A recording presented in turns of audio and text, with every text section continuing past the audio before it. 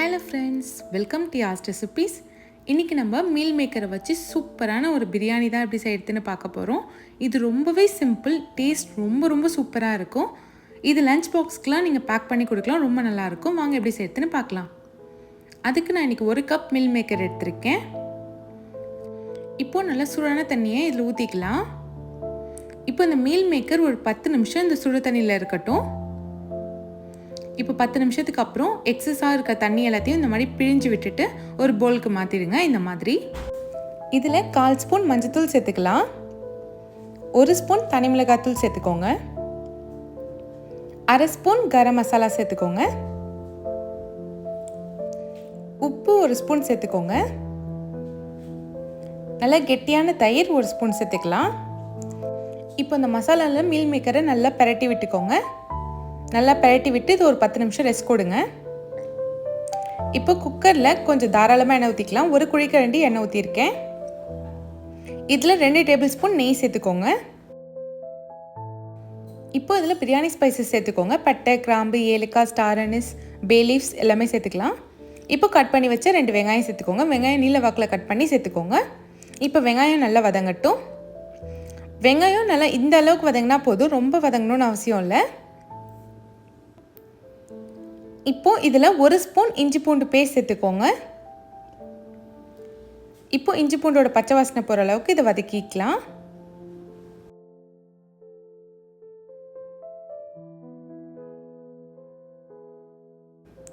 இஞ்சி பூண்டோட பச்சை வாசனை போயிடுச்சு. இப்போ இதில் 1/2 கைப்பிடி புதினா மல்லி சேர்த்துக்கோங்க. இப்போ இதையும் நல்லா எண்ணெயிலே ஒரு வாட்டி வதக்குங்க. நல்ல ஃப்ளேவர்ஃபுல்லாக இருக்கும்.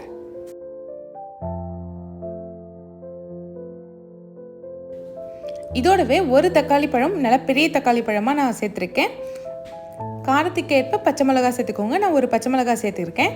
இப்போ இதை நல்லா ஒரு வாட்டி வதக்கி விடுங்க. இப்போ தக்காளி நல்லா வதங்கணும். தக்காளி சீக்கிரமாக வதங்கிறதுக்காக நான் கொஞ்சமாக உப்பு சேர்த்து வதக்கிக்கிறேன். பிரியாணிக்கு தேவையான அளவுக்கு உப்பை நான் இப்போவே சேர்த்துருக்கேன். இப்போ தக்காளி நல்லா வதங்கட்டும். இப்போ பார்த்தீங்கன்னா தெரியும், வெங்காயம் தக்காளி நல்லா வதங்கிடுச்சு. இந்த மாதிரி வதங்கணும், அப்போ தான் டேஸ்ட் சூப்பராக இருக்கும்.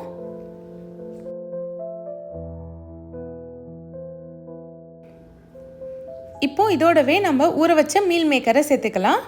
மீல் மேக்கரை இந்த மாதிரி மசாலா போட்டு நம்ம ஊற வச்சுருந்தோன்னா மீல் மேக்கரில் டேஸ்ட் நல்லா இறங்கும். ஏன்னா மீல் மேக்கர் ரொம்ப பிளாங்காக இருக்கும். இந்த மாதிரி மசாலா சேர்த்து ஊற வைக்கிறதுனால மீல் மேக்கருக்குள்ளே அந்த டேஸ்ட் நல்லா இறங்கும். இப்போ இதை நல்லா ஒரு வாட்டி கிண்டி விட்டுக்கலாம்.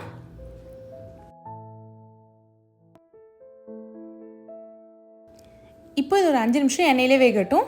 இப்போ பார்த்தீங்கன்னா தெரியும், நல்லா எண்ணெய் பிரிஞ்சு மேலே வந்துருச்சு. இப்போ இதை ஒரு வாட்டி மிக்ஸ் பண்ணி விட்டுக்கலாம்.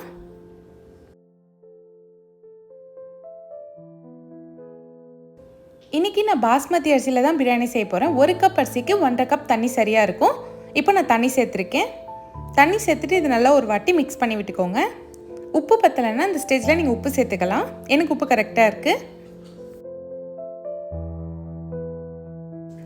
இப்போ தண்ணி கொதி வந்துடுச்சு. நம்ம 1/2 மணி நேரம் ஊற வச்ச பாஸ்மதி அரிசி சேர்த்துக்கலாம். இப்போ இதை ஜென்டலாக ஒரு வாட்டி மிக்ஸ் பண்ணி விடுங்க. ரொம்ப மிக்ஸ் பண்ண வேணாம்.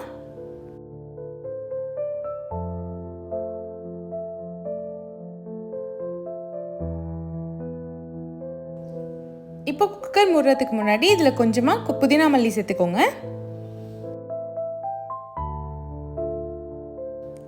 இதோடவே 2 ஸ்பூன் நெய் சேர்த்துக்கலாம்.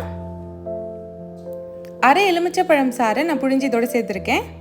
ஒரு வாட்டி மிக்ஸ் பண்ணிவிட்டு குக்கர் மூடி 2 விசில் ஹை ஃப்ளேமில் வச்சு எடுத்துக்கோங்க. அவ்வளோதான், சூப்பராக ரெடி ஆகிடுச்சு. பாருங்கள், அரிசியெல்லாம் எப்படி குச்சி மாதிரி நிற்கிதுன்னு. இந்த மாதிரி இருக்கணும். அரிசி ஒன்றோட ஒன்று ஒட்டாமல் இந்த மாதிரி சூப்பராக வரணும். இதோட டேஸ்ட் உண்மையாலுமே ரொம்ப ரொம்ப சூப்பராக இருக்கும். இது லஞ்ச் பாக்ஸ்க்கெலாம் செஞ்சு கொடுத்தீங்கன்னா லஞ்ச் பாக்ஸ் கண்டிப்பாக காலி ஆகிடும். அவ்வளோதான், சூப்பரான மீல் மேக்கர் பிரியாணி ரெடி ஆகிடுச்சு. இதை நீங்களும் கண்டிப்பாக ட்ரை பண்ணிவிட்டு எப்படி இருந்துச்சுன்னு கமெண்ட் பண்ணுங்கள். இந்த வீடியோ பிடிச்சிருந்தா மறக்காம யாஸ்ட் ரெசிபீஸ் சேனலை சப்ஸ்கிரைப் பண்ணிவிடுங்க.